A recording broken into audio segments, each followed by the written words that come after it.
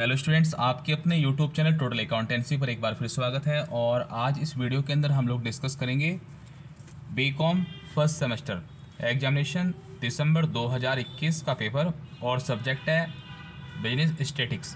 ठीक है, तो ये स्टैटिक्स 2021 का पेपर है। उसके बाद अगली जो वीडियो है उसके अंदर हम लोग 2022 का भी पेपर सोल्व करेंगे। तो ये आपको छोटे छोटे पार्ट्स के अंदर वीडियो मिलती रहेंगी। तो ये पूरा पेपर हम लोग सोल्व करेंगे 3 पार्ट के अंदर। आज मैं आप लोगों को इस वीडियो के अंदर सिर्फ सेक्शन ए कराऊंगा, फिर सेकंड पार्ट के अंदर सेक्शन बी एंड सी के अंदर, ठीक है, थर्ड के अंदर सेक्शन सी। अगर ए की वीडियो बनाएंगे थोड़ा बड़ी हो सकती है, तो जल्दी से देखिए सेक्शन ए। ठीक है, सेक्शन ए में क्या है, very short answer type question.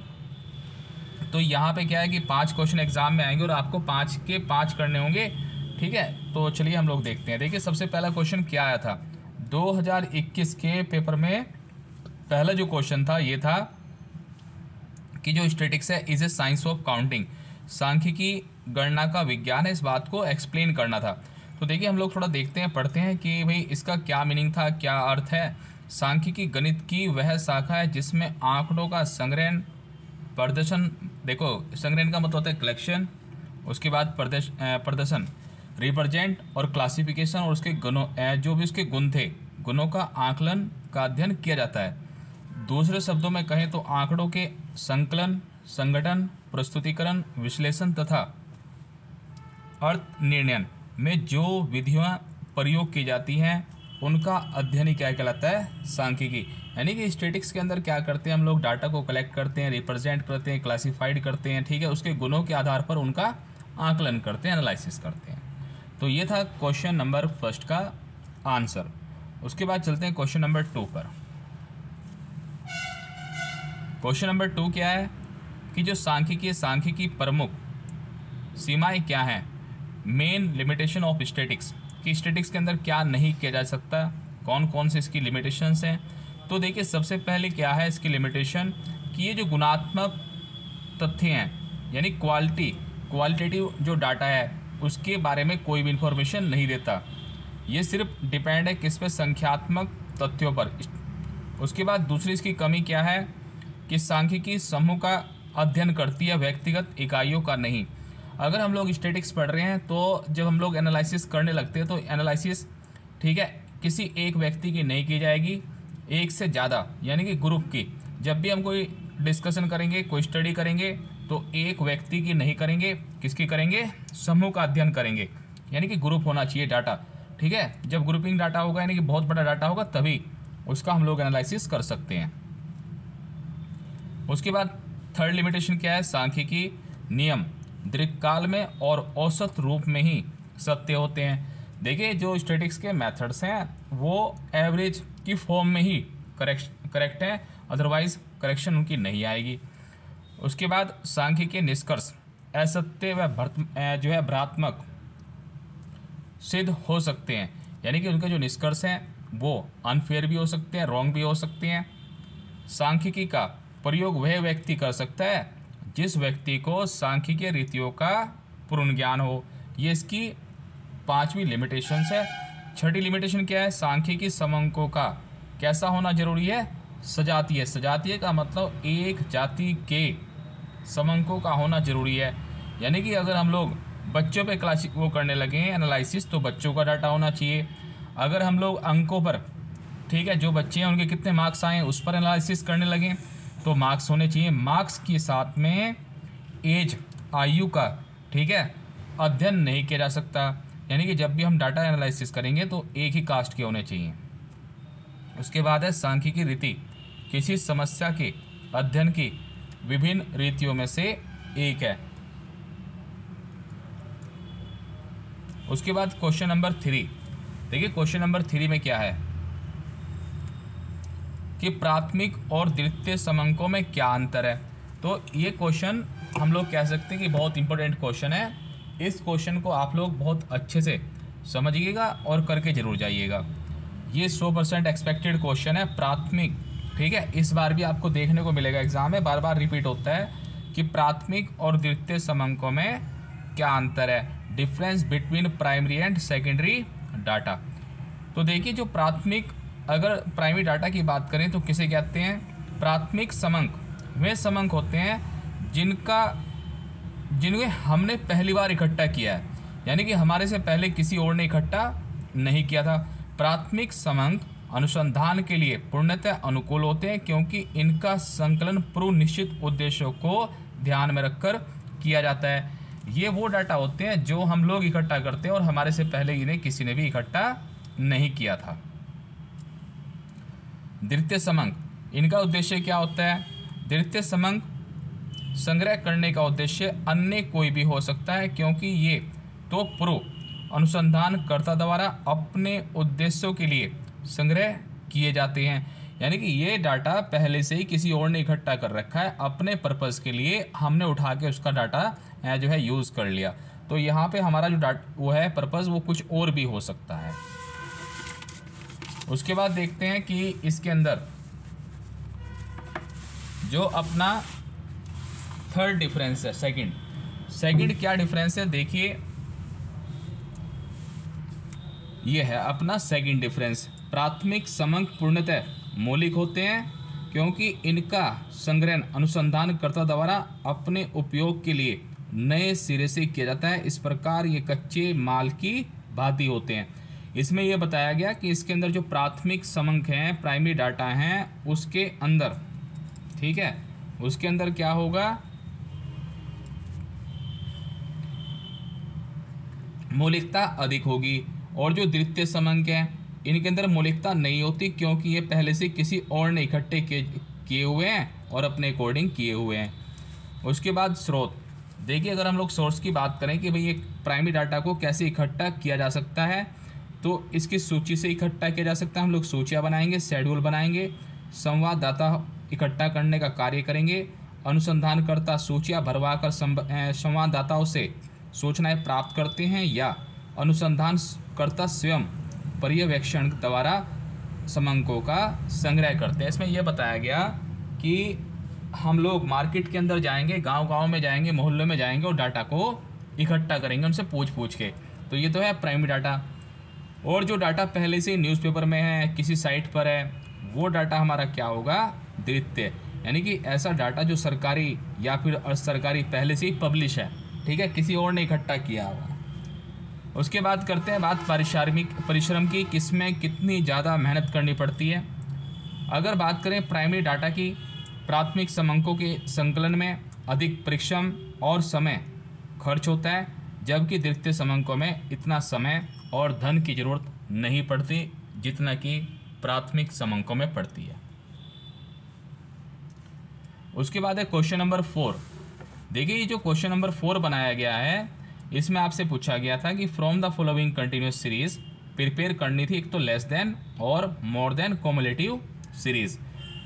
तो यहाँ पे जो बनाई गई है ये सही नहीं है, मैं आपको बना के दिखाता हूँ। देखिए क्वेश्चन नंबर 4 के अंदर यहाँ पे क्लास इंटरवल है और ये आपकी फ्रीक्वेंसी है। तो इससे हमें लेस देन और मोर देन की सीरीज़ बनानी है, तो किस तरह से बनेगी वो मैं आपको बताऊँगा इस वीडियो के अंदर। तो चलिए देखिए यहाँ पर ये मैं सेट कर देता हूँ आप लोगों के लिए ताकि आप लोगों को बिल्कुल सही दिखाई दे। देखिए अगर हम लोग बात करें लेस देन की, तो मैं यहाँ पे पेन रख देता हूँ। देखो ऐसे लिखा हुआ था क्वेश्चन के अंदर कि भाई 0 से 10 क्लास इंटरवल में और 10 से 20, 20 से 30, 30 से 40, 40, 50 इस तरह से, और ये था एफ यहाँ पे गिवन था। तो देखो हम लोगों ने क्या बनाया, किस तरह से, ये है लेस देन। तो लेस देन वाले में क्या करना है कि ज़्यादा वाला लेना है। एक बार और दिखाता हूँ मैं आप लोगों को क्वेश्चन भी। ज़्यादा वाला देखिए, इसमें ज़्यादा ये है 10, 20, 30, 40, 50, 60 आप ये लेंगे, ठीक है, तो मैंने ले लिया। उसके बाद ये गिवन था, ये गिवन है, ये जूँ का तू रखेंगे, 8 का 8 रहेगा, 8, ठीक है, जूँ का तू। फिर क्या करेंगे कि ये जो 8 है इसे 12 के साथ इस तरह से प्लस करेंगे तो कितना हो जाएगा 20, 20 को 30 के साथ प्लस करेंगे तो कितना हो जाएगा, ये अपना CF बन गया, कॉमुलेटिव फ्रीक्वेंसी, ठीक है, कॉमुलेटिव फ्रीक्वेंसी। इसे ऐसे प्लस करते जाएंगे इसके साथ में, तो 93 + 17 कितना हो गया 110। तो ये थी लेस देन की। बताइए क्या आप बना सकते हैं लेस देन की अगर सीरीज़ बनाने को आ जाए। अगर यही सीरीज़ यही क्लास इंटरवल, यही फ्रीक्वेंसी अगर मुझे मोर देन में कन्वर्ट करनी हो तो किस प्रकार से कन्वर्ट की जा सकती है। तो देखिए इसमें जब मोर देन वाले में आएंगे तो आपको ये कम वाली लेनी है वैल्यू। जब आप यहाँ से क्लास इंटरवल लें 0, 10, 20, 30, 40, 50 इस तरह से लें, ठीक है, 0, 10, 20, 30, 40, 50, और उसके बाद यहाँ पे जो फ्रीक्वेंसी गिवन है वो नोट कर लें, ठीक है। अब इधर से प्लस करनी है आपको, 17 जो का तू रहेगा, 17 और 18 35, 35 और 25 60, 30 90, 12 102 और 8 100 कितना हो गया 110। अगर आपको चेक करना है कि सही बनी है या नहीं बनी तो उसके लिए मैं बता देता हूँ।